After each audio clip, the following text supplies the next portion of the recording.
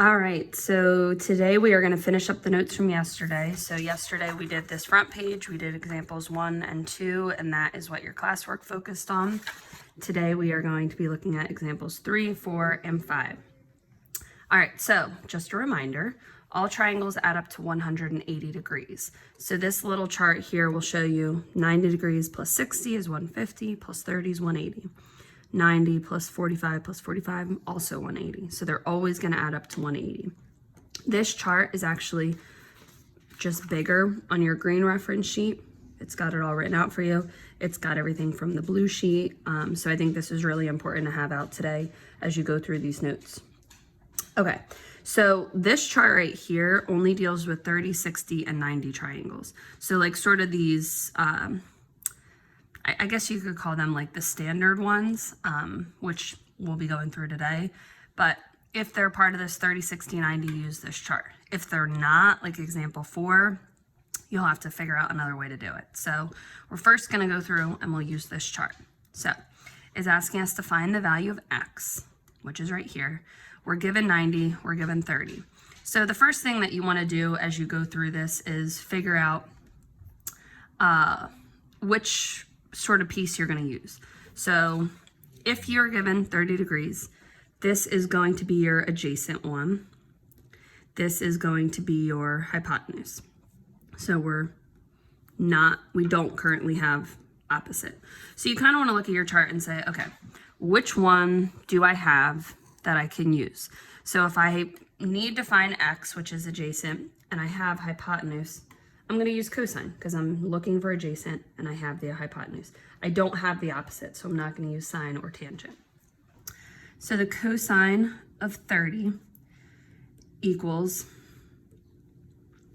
x over 8, right? That's basically what we're saying is the cosine of 30 equals adjacent over hypotenuse. Okay, so then we look at this chart and say, okay, the cosine of 30 is actually square root of 3 over 2. That sort of works for all of these. So we're saying, okay, square root of 3 over 2, because that's what that is equal to, equals x over 8. Now this should look familiar as a cross multiplying. So we say, okay, 2x equals 8 square roots of 3. Kind of like we talked about yesterday, whole number, square root, can't be combined. Again, we want to get x by itself. We divide it by 2. We divide it by 2. So x currently equals 8 square roots of 3 over 2, which we can reduce 8 and 4 to be 4 square roots of 3. And if we were to plug that in our calculator or plug it into your phone, it would be 6.93. So you got to figure out what one you're going to use, sine, cosine, tangent. Write it out like you would yesterday, attach it to the chart, and simplify. So example 3 is if you can use the chart. Example 4 is when you can't use the chart. So something to note here, because we got a lot going on. Uppercase letters A, B, and C are always your angles. So angle A is 28. Angle C is your 90 degrees. Sides are lowercase. So C we don't know, A we don't know, and B is 15. So that's something to note. Uppercase letters are angles, lowercase are your sides. Another thing to note, angles and sides are always labeled opposite from each other. Therefore, angle A, the opposite side is over here.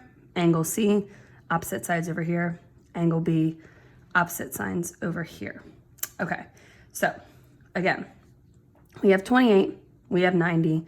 Let's find what angle B equals. So like we said, all angles add up to 180. So we basically are saying 180 minus 90 minus 28. And that gives us 62 degrees. So B is 62 degrees. Easy enough. Okay, so now we're basically saying, okay, we know that B is 15. We're essentially looking for now A and C. We're finding all of the missing pieces here. So if we're given B is 15, we probably want to use angle B of 62. So just like what we talked about before. If we're given this, let's say we start by solving for a, because we have sort of the opposite angle going here. So this is your adjacent, because we're looking at 28 as far as what our adjacent's going to be. This is our opposite. This is our hypotenuse. Okay, so 62 is our B. So we're going to figure out what we need to find for that one. So if we have the adjacent and we're looking for the opposite, let's look at our chart here. We have the adjacent, we're looking for our opposite. So which one are we going to use? Tangent. We're looking for opposite, we have adjacent. You almost always want to go for the angle that is missing as your numerator. So tangent of 62, just kidding, tangent of 28, we're going to use 28. Opposite over adjacent, A over 15. Tangent of 28 equals A over 15. Okay, so in order to solve for A, we need to get rid of this 15. Just sort of like solving rules.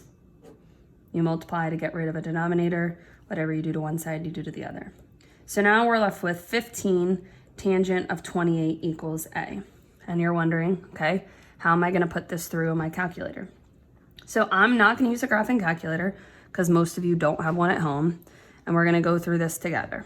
So how it works is you're going to start by putting the angle in first. So 28. Then you're going to hit tangent. Then you're going to multiply by 15. So A equals 7.98. All right, so let's just quickly write down those steps because I know it's a little bit goofy. So first you put in angle. Second, you put in tan, cosine, sine, whatever method you're going to use. And then you multiply. So I'll do that again for you. Angle, 28, tangent, times 15.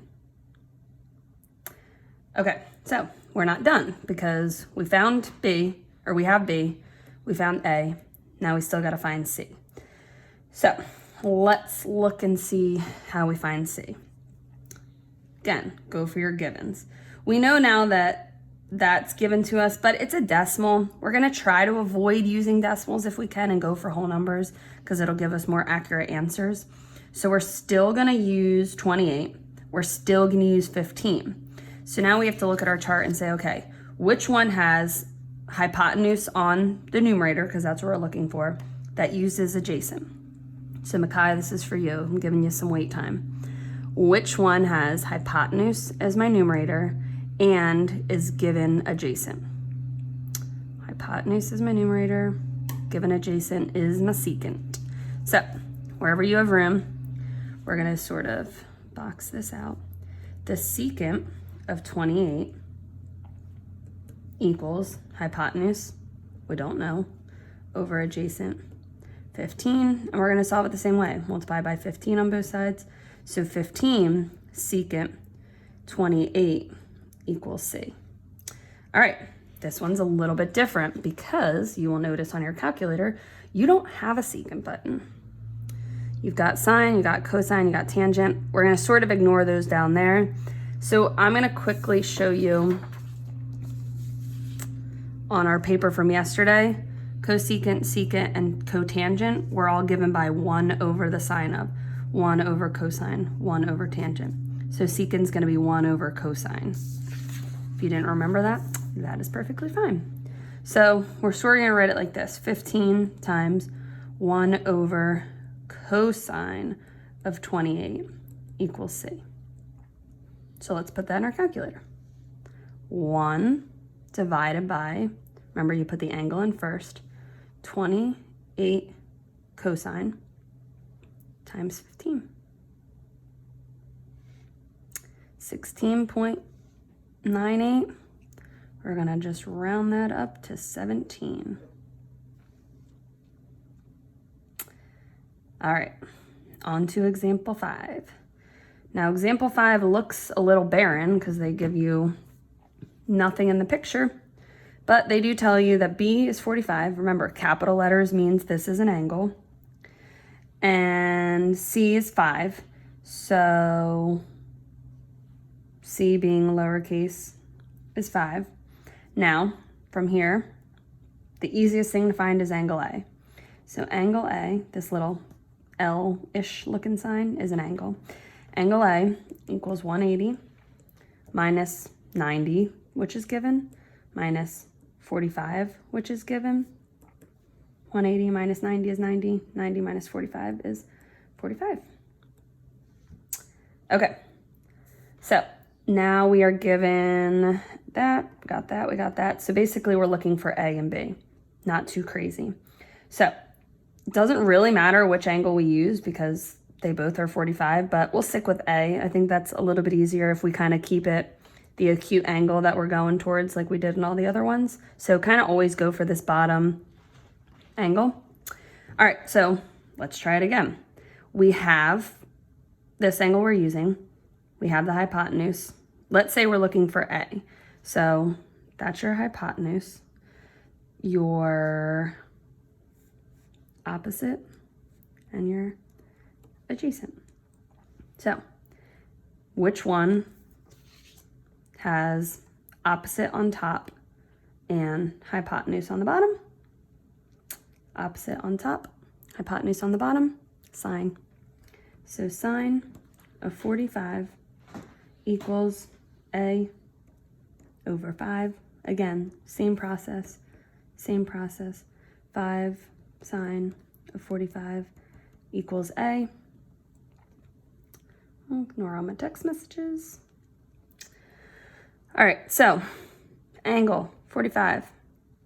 Then you press sine. Then you press 5. A equals 3.53. Actually, I guess 54 if we're rounding up. All right, let's do B. Which one gives me adjacent over hypotenuse? Well, if we look at our chart, adjacent over hypotenuse is my cosine. So cosine of 45 equals B over 5 times 5 times 5. So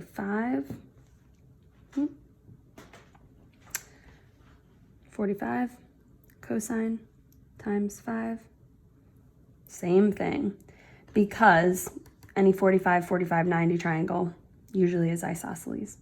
So B also equals 3.54. Hope this helped. Good luck.